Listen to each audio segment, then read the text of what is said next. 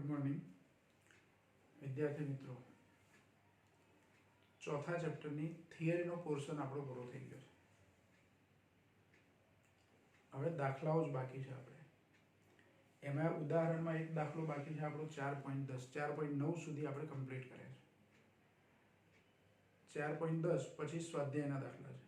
तो पहेला आपणे उदाहरण गणीशुं 4.10 नुं। हवे एमां प्रश्न शुं आप्यो छे तो एमां एवुं कीधुं छे के एक जंतु कीड़ी समझो एक 12 सेंटीमीटर त्रिज्यानो एक वर्तुळाकार खांचो छे एमां भरायेली छे अने ए वर्तुळाकार खांचामां जे फर्या करे छे वर्तुळाकारमां એટલે એવું સમજો કે એક કીડી 12 સેન્ટીમીટર ત્રિજ્યાના વર્તુળાકાર માર્ગ પર ભ્રમણ કર્યા જ કરે છે અચળ ઝડપથી એટલે કે નિયમિત વર્તુળ ગતિ કરે છે અને 100 સેકન્ડની અંદર એ 7 પરિભ્રમણ કરે છે 100 સેકન્ડ 100 સેકન્ડ એટલે એને 7 આટા પૂરા કરતા 100 સેકન્ડ જેટલો સમય લાગે છે। તો એની પરથી આવર્તકાળ શોધી શકીએ। આવર્તકાળ એટલે શું? એક ભ્રમણ પૂરું કરવા માટે લાગતો સમય। જો 7 ભ્રમણ પૂરા કરવા માટે 100 સેકન્ડ લાગતી હોય તો એક ભ્રમણ પૂરું કરવા માટે કેટલો સમય લાગતો હશે એને? તો 100 ભાગ્યા 7 એટલે એનો આવર્તકાળ મળી જાય આપણને। આવર્તકાળ એટલે એક દોલન अथवा एक परिभ्रमण पूરું કરવા માટે લાગતો સમય। તો એ મળી જશે આપણને 100 અને 7 પરથી। પ્રશ્ન શું પૂછ્યો છે? તો એ જે જંતુ છે અથવા કીડી છે એનો રેખીય વેગ અને કોણીય વેગ કેટલો હશે અથવા રેખીય ઝડપ અને કોણીય ઝડપ કેટલી હશે? બીજું એનો પ્રવેગ જે કેન્દ્રગામી પ્રવેગ હોય, નિયમિત વર્તુળાકાર ગતિમાં પ્રવેગ એ કેન્દ્રગામી પ્રવેગ હોય તો એ પ્રવેગ એ અચળ સદિશ ગણાય ખરો?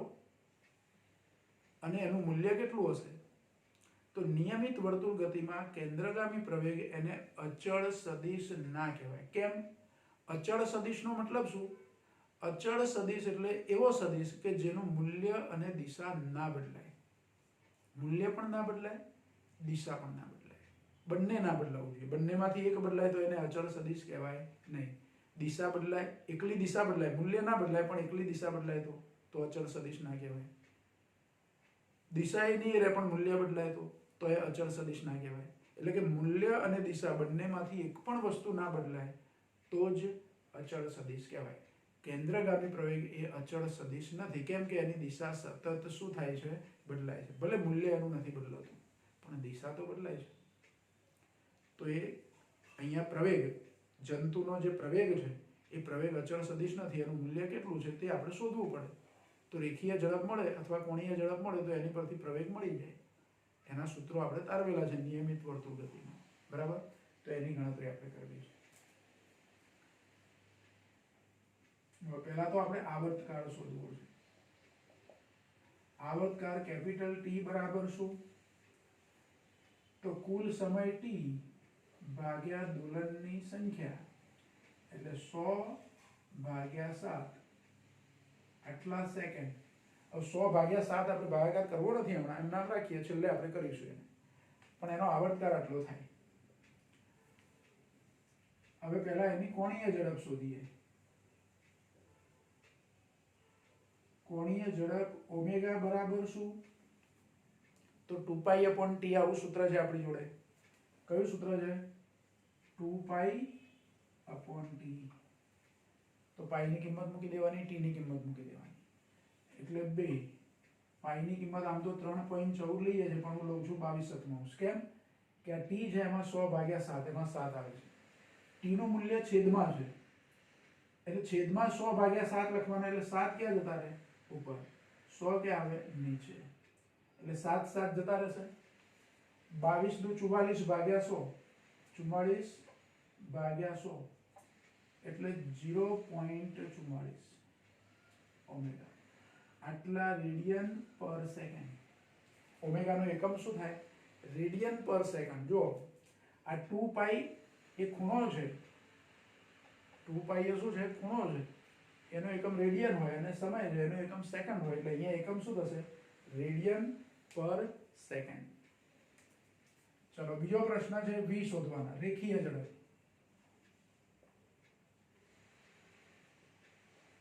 તો રેખીય ઝડપનું સૂત્ર છે v બરાબર r ઓમેગા। આવું સૂત્ર છે આપણી જોડે। તો v બરાબર r ઓમેગામાં r છે 12 સેન્ટીમીટર, હું 12 જ રાખું છું, સેન્ટીમીટરના મીટર નથી કરતા, એટલે આપણો જવાબ પણ એના હિસાબે CGS માં આવશે. બરાબર, CGS માં રાખીએ તો ઓમેગા એટલે 0.44 તો 12 ગુણ્યા 0.44 એટલે આપણને રેખીય ઝડપ મળે.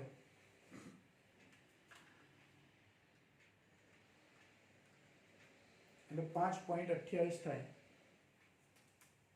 આ ગુણાકાર કરીએ તો 5.28 સેન્ટીમીટર પર સેકન્ડ. શું મળ્યું આપણને? રેખીય ઝડપ. જો પહેલા કોણીય ઝડપ મળી, પહેલો પ્રશ્ન આ હતો આપણો.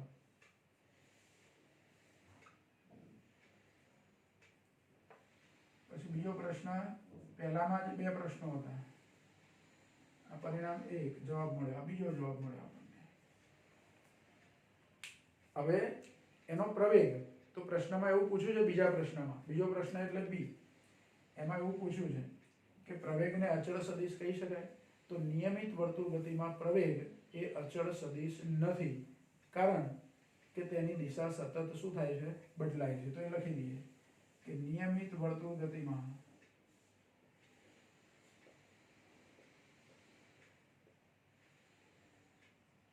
પ્રવેગ એટલે કે કેન્દ્રગામી પ્રવેગ એ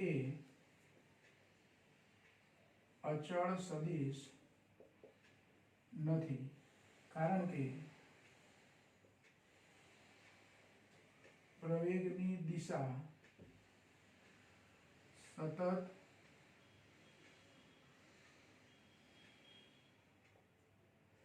બદલાયા કરે છે અથવા સતત બદલાય છે, એટલે પ્રવેગ એ અચળ સદિશ નથી. પ્રવેગનું મૂલ્ય શોધવું છે.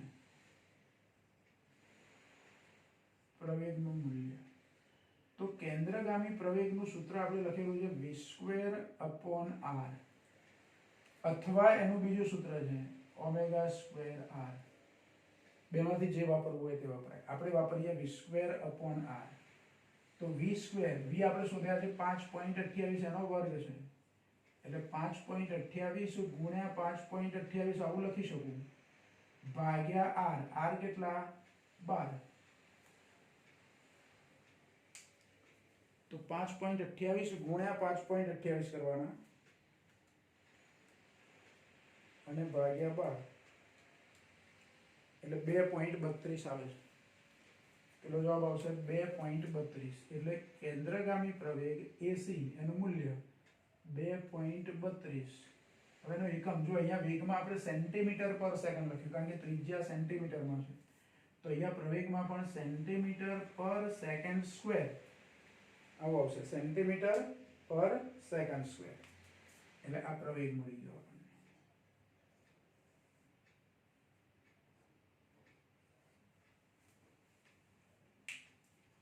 જો એટલે 3 માર્કની અંદર પૂછી શકાય એવો સરસ દાખલો, એક ઉપયોગી દાખલો અને અગત્યનો દાખલો. 3 માર્કમાં પૂછી શકાય એવો એક અગત્યનો પ્રશ્ન. આટલું પહેલા તમે લખી લેશો, પછી આપણે સ્વાધ્યાયના પ્રશ્નો ગણવાના શરૂ કરીએ.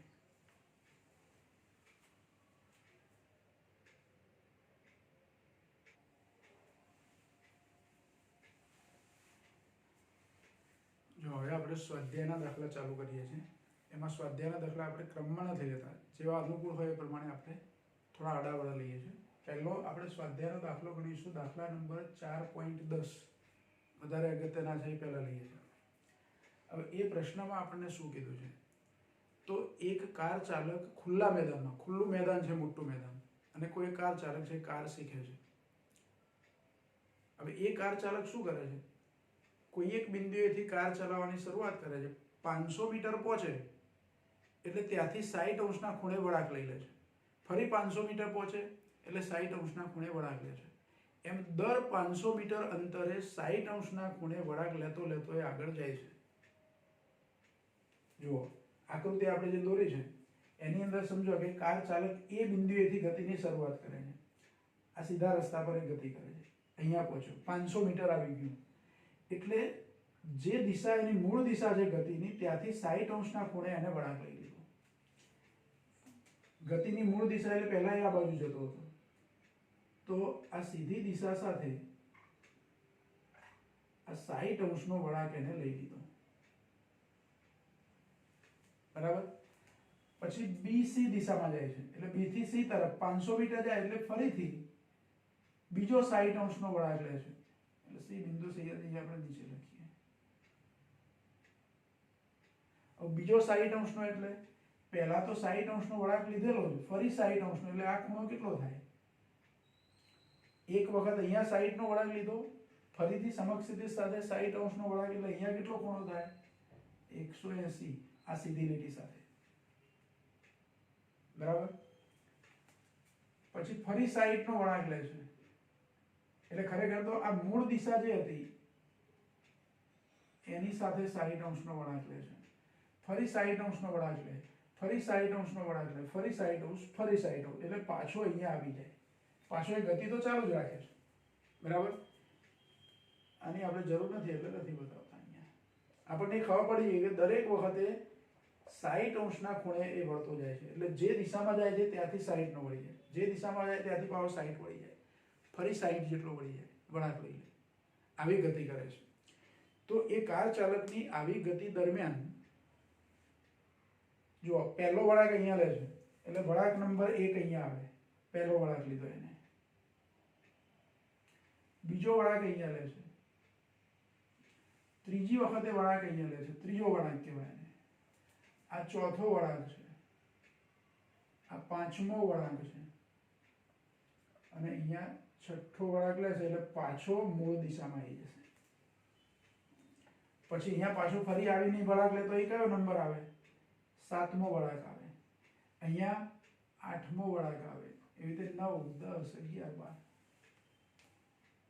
તો પ્રશ્નમાં આપણને એવું કીધું છે કે ત્રીજા વળાંક પાસે, છઠ્ઠા વળાંક પાસે અને 8મા વળાંક પાસે એ જ્યારે જ્યારે પહોંચે છે, જ્યારે ત્રીજા વળાંક પાસે પહોંચે ત્યારે મૂળ જગ્યાએથી એનું સ્થાનાંતર કેટલું હશે? મૂળ જગ્યા એટલે આ એ બિંદુએથી કેટલું સ્થાનાંતર થયું છે. એ જ રીતે છઠ્ઠા વળાંકે પહોંચે ત્યારે કેટલું સ્થાનાંતર થયું છે, 8મા વળાંકે પહોંચે ત્યારે કેટલું સ્થાનાંતર થયું છે. અને એ દરેક વખતે એટલે કે ત્રીજા, છઠ્ઠા અને 8મા વળાંક પાસે પથ લંબાઈ કેટલી હશે, કુલ અંતર કેટલું કાપ્યું હશે. સ્થાનાંતર અને પથ લંબાઈ આ બેની ગણતરી આપણે કરવાની છે.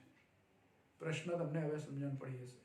કાર ચાલક એ બિંદુએથી ગતિની શરૂઆત કરે છે, દર 500 મીટર અંતરે જઈને 60 અંશના ખૂણે વળાંક લે છે. તો ત્રીજા વળાંક પાસે, છઠ્ઠા વળાંક પાસે અને 8મા વળાંક પાસે એના સ્થાનાંતર અને પથ લંબાઈ શોધવાની અને સરખામણી કરવાની.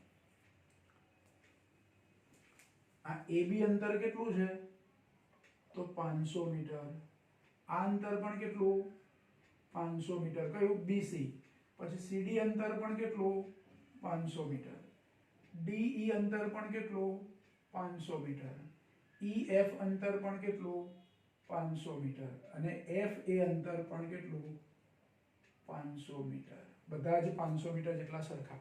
આ નિયમિત ષટકોણ કહેવાય. શું કહેવાય? નિયમિત ષટકોણ બન્યો. 6 બાજુઓ સરખી, 6 બાજુઓ છે એટલે ષટકોણ કહેવાય. હવે જો ત્રીજા વળાંક પાસે પહોંચે એ બિંદુએથી ગતિની શરૂઆત થાય છે. બરાબર. આનું સેન્ટર પણ હશે.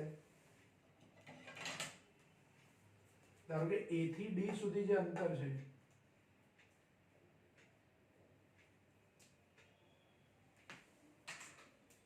આ AD જે અંતર છે એનું આપણે જોઈન કરી દઈએ.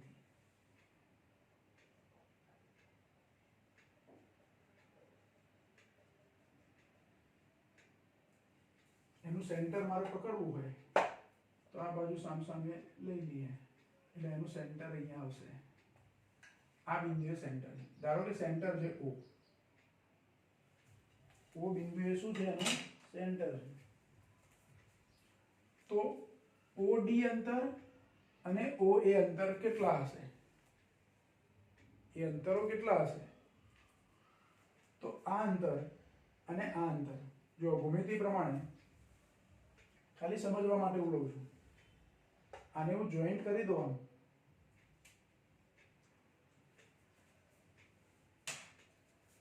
આ બેને જોઈન્ટ કરી દઈએ તો તમે જોઈ શકો છો આ ત્રિકોણ જે બને છે AOB એમાં આ ખૂણો 60 નો થાય, આ 60 નો ખૂણો થાય। હવે જો આ ખૂણો 60 હોય, આ 60 હોય, તો આ 60 જ હોય। એટલે આ OA, AB, OB, OD, O થી બધા બિંદુઓના અંતરો કેવા સરખા, અને એ કેટલા બાજુના માપ જેટલા, સમબાજુ ત્રિકોણ બને। એટલે આકૃતિ પરથી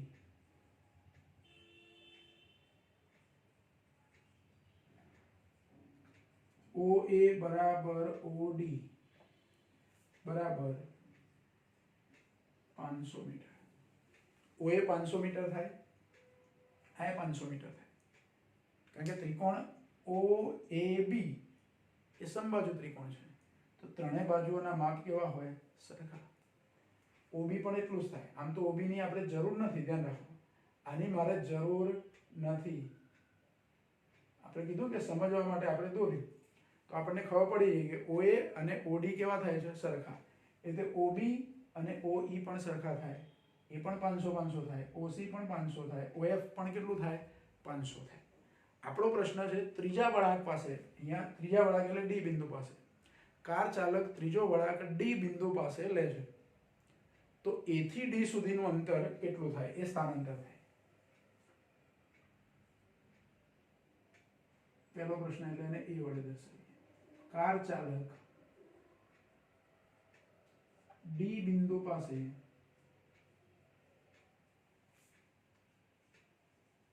ત્રીજો વળાંક લે છે, તેથી ત્રીજા વળાંક પાસે ત્રીજા વળાંક સુધી સ્થાનાંતર બરાબર AD। સ્થાનાંતર કેટલું થાય AD જેટલું।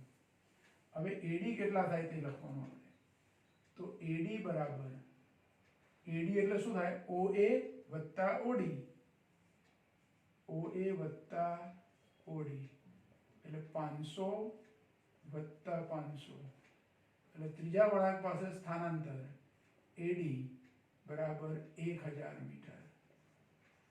કયા વળાંક પાસે? ત્રીજા વળાંક પાસે।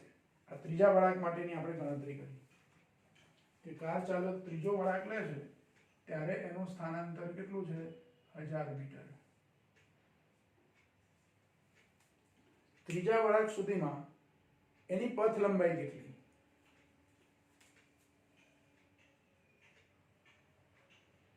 પથ લંબાઈ, તો પથ લંબાઈ બરાબર શું થાય? તો આટલું અંતર કાપ્યું, આટલું અંતર કાપ્યું ને આ અંતર કાપ્યું, ત્યારે પહોંચ્યો ને D સુધી પહોંચવામાં। આ રસ્તે તો જતો નથી, ખરેખર તો જાય છે આ રસ્તે, A થી B પર આવે છે, B થી C પર ને C થી D પર આવે, ત્યારે ત્રીજો વળાંક લે છે। તો પથ લંબાઈ કેટલી? AB વત્તા BC વત્તા CD। પથ લંબાઈ એટલે AB વત્તા BC વત્તા CD, એટલે 500 વત્તા 500 વત્તા 500 કેટલી વખત? 3 વખત। 500 વત્તા 500 વત્તા 500 કેટલા થયા? 1500 મીટર। આ પથ લંબાઈ થઈ। તો ત્રીજા વળાંક પાસે સ્થાનાંતરનું મૂલ્ય આપણને મળે છે 1000 અને પથ લંબાઈ મળે છે 1500 મીટર। સ્થાનાંતર 1000 અને પથ લંબાઈ કેટલી? 1500 મીટર। કયા વળાંક માટે? ત્રીજો વળાંક। પછી બીજો પ્રશ્ન, હવે કયા વળાંક માટેની વાત કરવાની છે? છઠ્ઠો વળાંક, ડાયરેક્ટ છઠ્ઠા વળાંક માટે। તો છઠ્ઠો વળાંક જે છે, કાર ચાલક છઠ્ઠો વળાંક કયા બિંદુ પાસે આવશે? તો છઠ્ઠો વળાંક A બિંદુ પાસે લે છે।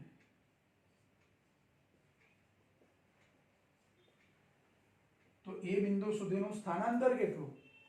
તો A બિંદુથી ગતિની શરૂઆત કરે છે અને પાછો એ બિંદુએ આવી જાય છે। જે બિંદુએથી ગતિની શરૂઆત થતી હોય તે જ બિંદુએ પદાર્થ જો પાછો આવે, એટલે કે કાર ચાલક પાછો આવે છે, તો એનું સ્થાનાંતર શું થાય? 0 થઈ જાય। એટલે અહીંયા લખીએ આપણે કે A બિંદુથી ગતિની શરૂઆત થાય છે તથા એ બિંદુ પાસે જ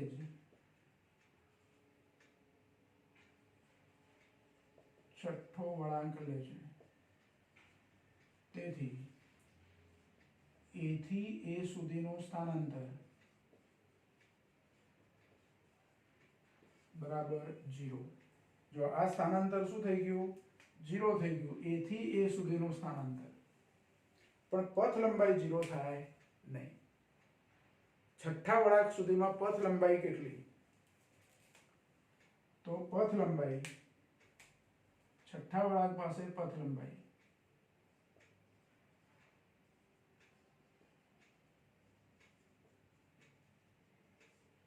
તો પથ લંબાઈ બરાબર શું થશે? તો AB વત્તા BC વત્તા CD વત્તા DE વત્તા EF વત્તા FA, એટલે 6 વખત થયું. 6 વખત 500. AB વત્તા BC વત્તા CD વત્તા DE વત્તા EF વત્તા FA, એટલે 500 કેટલી વખત થયા? 6 વખત. એટલે ડાયરેક્ટ આવું લખી શકું, 6 ગુણ્યા 500 એટલે 3000 મીટર. પથ લંબાઈ કેટલી થઈ? 3000 મીટર. કયા વળાંક પાસે પથ લંબાઈ મળી આપણને? છઠ્ઠા વળાંક પાસે. આ 3 અને આ 4. ચલો હવે કયા વળાંકની વાત કરવાની છે? આઠમો વળાંક. જો આમાં ખાસ ધ્યાન રાખવાનું. આ બે પ્રશ્નો તો સહેલા હતા, ત્રીજો અને છઠ્ઠો.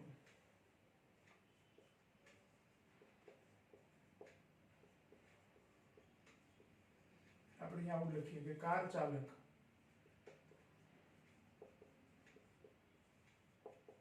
આઠમો વળાંક. આઠમો વળાંક કયા બિંદુ પાસે આવશે? સી બિંદુ પાસે લે છે.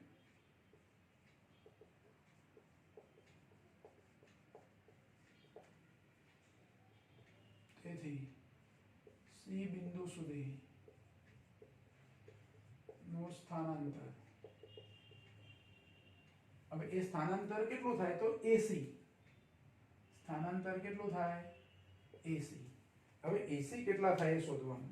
મારે આ અંતર શોધવાનું, સીધું અંતર. બરાબર? A થી C સુધીનું. તો જુઓ, આને હું એક સદિશ ગણી લઉં, AB. એના શીર્ષ પરથી બીજો સદિશ દોર્યો, BC. તો એક્ચ્યુઅલી એ બેનો સરવાળો છે, પરિણામી સદિશ છે. કોનો? AB અને BC, એનો પરિણામી સદિશ છે. આ AB અંતર છે, એને ધારો કે સ્મોલ a વડે દર્શાવું, આને B વડે દર્શાવું. એટલે AB બરાબર A, જે 500 છે, AB બરાબર A લખી દો. A બરાબર 500. આ BC બરાબર B લખી દો, એ 500. તો એક સદિશ AB, બીજો સદિશ BC, એ બે વચ્ચેનો ખૂણો 60 થાય. આ ખૂણો બે વચ્ચેનો ખૂણો ના થાય, ધ્યાન રાખો.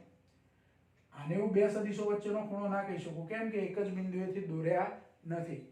કોઈ પણ જગ્યાએ બે સદિશો વચ્ચેનો ખૂણો ક્યારે લેવાય? તો બંને સદિશો એક જ બિંદુએથી દોર્યા હોય ત્યારે. હવે ધારો કે BC સદિશ મેં અહીંથી દોર્યો છે, તો AB સદિશ અહીંથી ના દોરી શકું. AB ને ધારો કે અહીંથી દોરું તો આટલે સુધી AB સદિશ આવે, આ AB સદિશ અને આ BC સદિશ. એ બે વચ્ચે ખૂણો કેટલો છે? 60 નો. એટલે અહીંયા લખીએ પહેલા આપણે કે આકૃતિમાં દર્શાવ્યા પ્રમાણે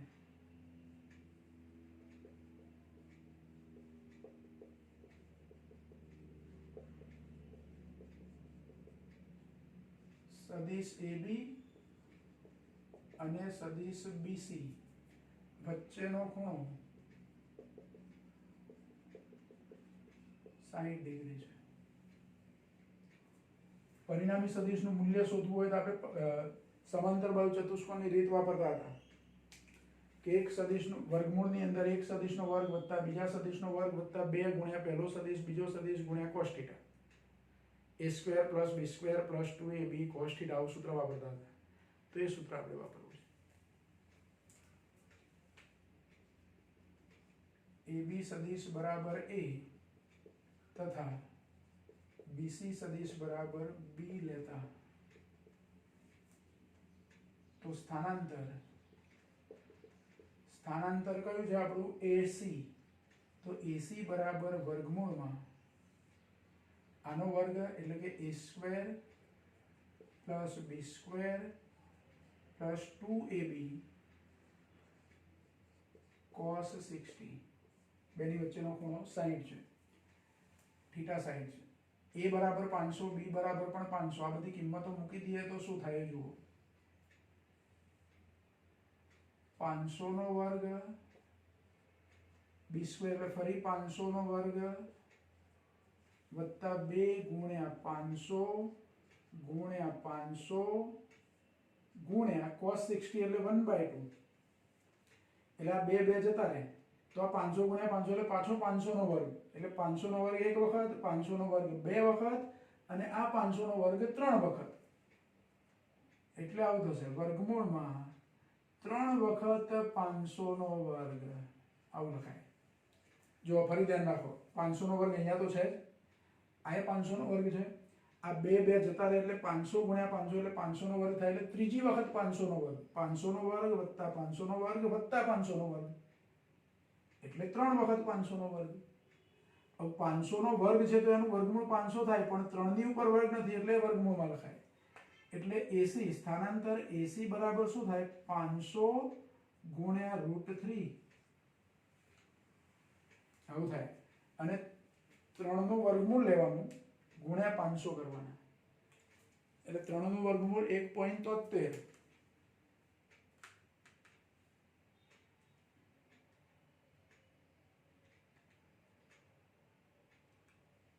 એટલે 866 થાય, ગુણાકાર કરીએ 3 નું વર્ગમૂળ ને 500 જોડે ગુણાકાર કરીએ એટલે 866 મીટર એસી। કયા વળાંક પાસે આટલું સ્થાનાંતર થયું, 8મો વળાંક આવે ત્યારે મૂળ સ્થાનથી આનું સ્થાનાંતર આટલું થાય, આને નંબર આપી દઈએ આપણે 5, અને 8મા વળાંક પાસે પથ લંબાઈ શોધવી છે, 8મા વળાંક પાસે પથ લંબાઈ, તો પથ લંબાઈ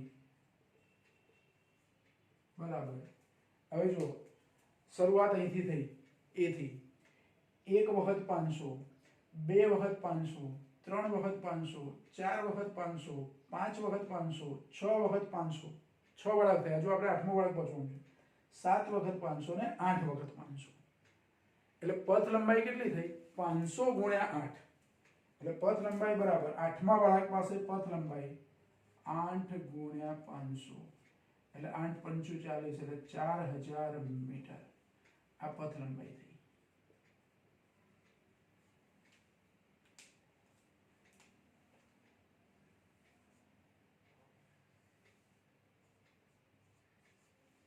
જો એટલે મજાનો દાખલો, 5 માર્કમાં પૂછી શકાય એવો પ્રશ્ન, એટલે આપણે આ પહેલો લીધો। જો ફરી ધ્યાન રાખો એકવાર, શું હતો આપણો પ્રશ્ન, એ પહેલા તો કે કાર ચાલક ખુલ્લા મેદાનની અંદર દર 500 મીટર અંતરે 60° ખૂણે વળાંક લે છે, આમ જતો હતો 500 મીટર થયા એટલે પાછો 60 ડિગ્રીનો વળાંક લઈ લીધો, ફરીથી સીધો 500 મીટર 60 ડિગ્રીનો વળાંક લઈ લીધો, ફરીથી સીધો અહીંયા વળાંક લીધો 60 ડિગ્રી 500 મીટર, ફરી વળાંક લીધો 500 મીટર, એમ કરતા કરતા એ બિંદુ આવી ગયો, હજુ ગતિ તો એની ચાલુ જ છે, એ આવી રીતે આવા માર્ગ ઉપર ફરે છે। નોર્મલી આપણે કોઈ ખુલ્લા મેદાનમાં કાર શીખતા હોય તો લગભગ વર્તુળાકાર જેવા માર્ગે ફર્યા કરીએ, પણ એણે આવો માર્ગ નક્કી કર્યો છે, આ સમજો કે ટ્રેક જ આવો બનાવેલો છે, નિયમિત ષટકોણ જેવો ટ્રેક બનાવેલો છે, અને એ ટ્રેક પર એ કાર ચલાવે છે, બરાબર। પ્રશ્ન શું પૂછ્યો હતો આપણને, દરેક બાજુનું માપ સરખું 500 મીટર છે, પ્રશ્ન એવો પૂછ્યો હતો કે ત્રીજા વળાંક પાસે સ્થાનાંતર અને પથ લંબાઈ કેટલું હશે, છઠ્ઠા વળાંક પાસે સ્થાનાંતર અને પથ લંબાઈ કેટલું હશે, અને 8મા વળાંક પાસે સ્થાનાંતર અને પથ લંબાઈ કેટલું હશે। તો પહેલું આપણે ત્રીજા વળાંક માટે ગણ્યું, તો ત્રીજા વળાંક જે વખતે સ્થાનાંતર થાય AD, અને આ અંતર એ સેન્ટરથી આ બાજુનું અને સેન્ટરથી આ બાજુના અંતરો સરખા હોય, એટલે OA અને OD એ 500 મીટર સરખા થાય, તો AD એટલે OA પ્લસ OD, એટલે 1000 મીટર થઈ ગયું। ત્રીજા વળાંક પાસે સ્થાનાંતર 1000 થયું, પથ લંબાઈ તો 3 વખત 500 એટલે 1500, ત્રીજો વળાંક બંને ગણતરી થઈ ગઈ। પછી છઠ્ઠો વળાંક, તો છઠ્ઠો વળાંક એટલે તો જે બિંદુએથી ગતિની શરૂઆત થઈ હતી ત્યાં જ પાછો આવે, એટલે સ્થાનાંતર તો શૂન્ય થઈ જાય. સ્થાનાંતર કેટલું થઈ જાય? શૂન્ય. પથ લંબાઈ કેટલી? તો 6 વખત 500. કેટલી વખત 500? 6 વખત. એટલે 6 વખત 500 એટલે 3000 મીટર. પથ લંબાઈ મળી ગઈ. છઠ્ઠા વળાંક પાસે સ્થાનાંતર 0, પથ લંબાઈ 3000 મીટર. એવી રીતે આઠમો વળાંક. તો આઠમા વળાંકમાં આપણે થોડોક સમાંતર બાહુ ચતુષ્કોણના નિયમનો ઉપયોગ કર્યો. તો એના માટે આપણે ધારી લીધું કે આ AB, કેપિટલ AB એને સ્મોલ a ધારી લીધા આપણે. કેપિટલ BC એને સ્મોલ b ધારી લીધા. તો સ્થાનાંતર કેટલું? તો A થી C સુધીનું સ્થાનાંતર સમાંતર બાહુ ચતુષ્કોણના નિયમ પ્રમાણે a² + b² + 2ab cos θ, જેમાં θ 60 હતા. મેં ડાયરેક્ટ 60 લખી દીધું.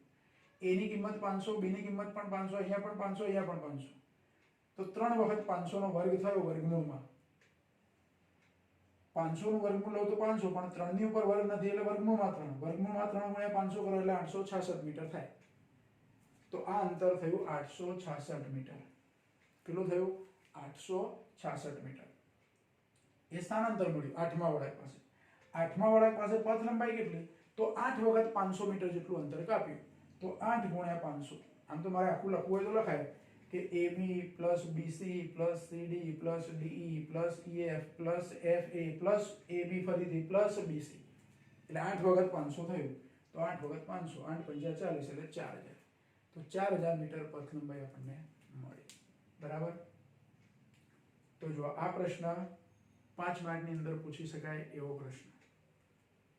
અને આજની ચર્ચા આપણે અહીંયા સ્ટોપ કરીએ છીએ. આજ 2 જ દાખલા આપણે ગણાય, પણ વાંધો નહીં, બીજા દાખલા હવે નેક્સ્ટ ટાઈમ.